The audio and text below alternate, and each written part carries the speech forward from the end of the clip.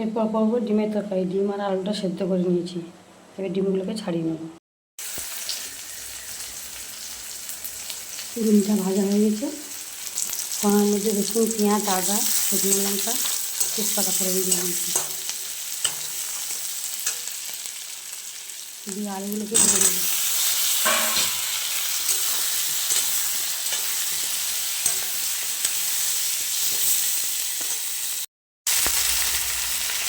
দিয়ে দিয়েছি টমেটো, লবণ দিয়ে ভেজে নেব।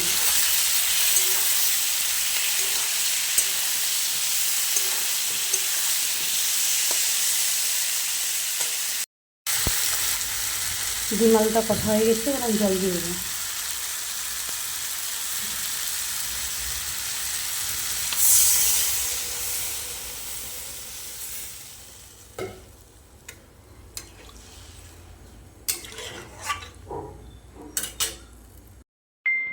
ডিমের তরকারিটা আমার রেডি হয়ে গেছে।